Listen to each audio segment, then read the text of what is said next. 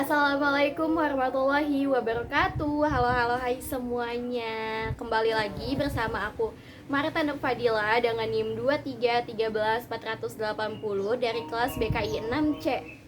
Nah, seperti biasa, sebelum mulai presentasi itu kita selalu ada public speaker 3 orang yang ditunjuk oleh bapaknya. Dan Senin kemarin tuh yang pertama ditunjuk public speaker itu adalah Hasna. Hasna itu menjelaskan belajar bahasa Arab tangan.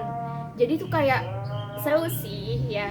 Sampai MK selanjutnya itu dibuat yel-yel karena Hasna menyanyi ada lagu bahasa Arab untuk tangan. Next, public speaker yang kedua itu ada Nuri. Nuri itu menjelaskan tentang mengikhlaskan apa yang bukan dari kita. Ya, seperti itu. Nah, yang ketiga itu ada Ratu Murtarshidah, Indah atau Indah. Dipanggilnya Ratu sih ya.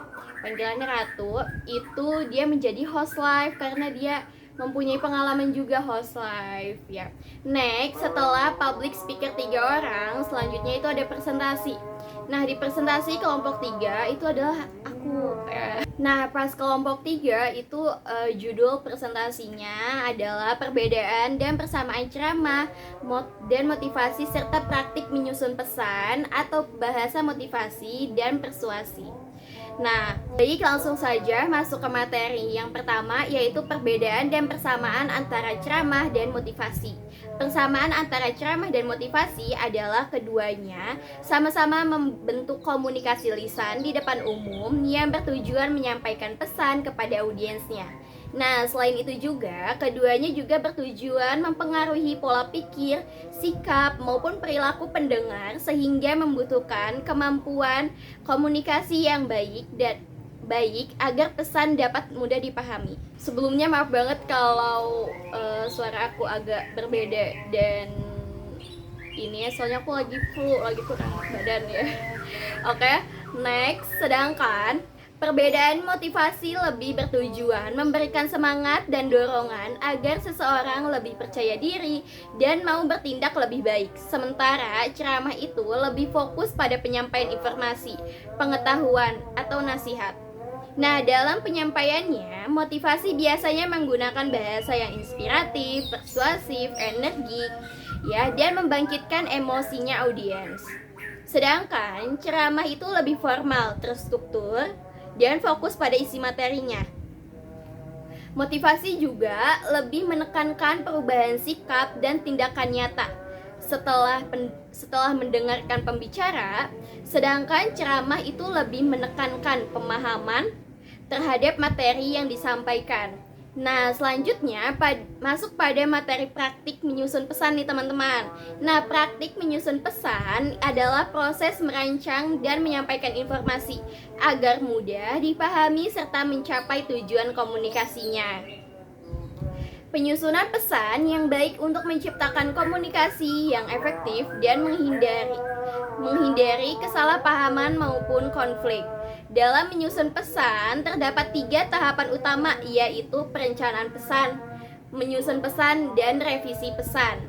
Nah, pada tahap perencanaan pesan, kita itu menentukan tujuan komunikasi kita itu kepada audiens seperti apa dan menganalisis audiensnya. Jadi kita tidak bisa asal sembarang bicara ya. Kita harus melihat dulu siapa audiensnya.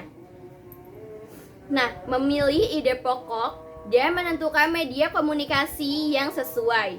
Kemudian, pada tahap penyusunan pesan, ide disusun secara logis, runtut, dan mudah dipahami dengan menggunakan poin pendukung dan bukti pendukung.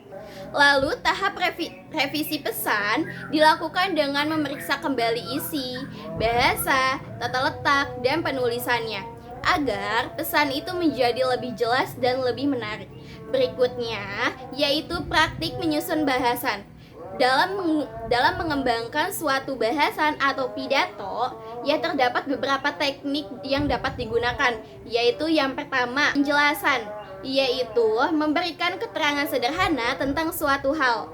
Nah, yang kedua itu contoh, yaitu memberikan hal-hal konkret agar audiens itu lebih mudah dipahami.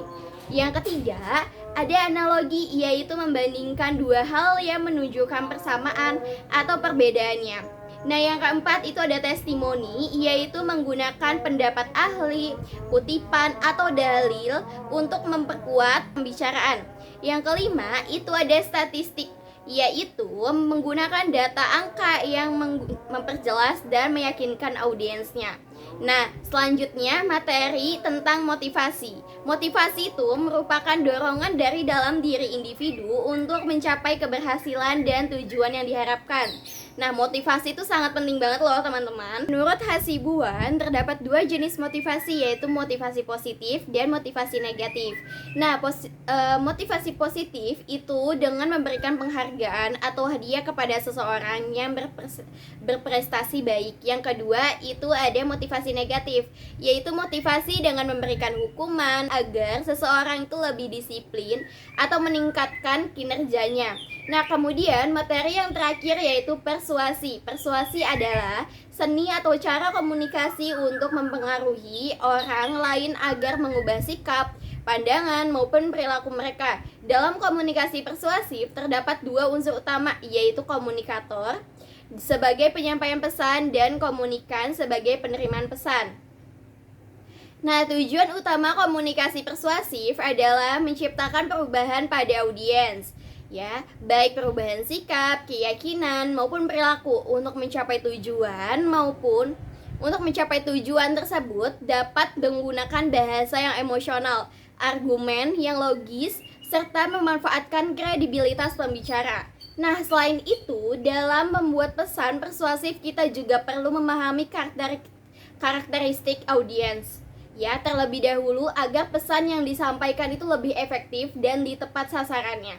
Nah, mungkin itu saja yang akan saya sampaikan. Kurang lebihnya mohon maaf. Wassalamualaikum warahmatullahi wabarakatuh. Bye-bye.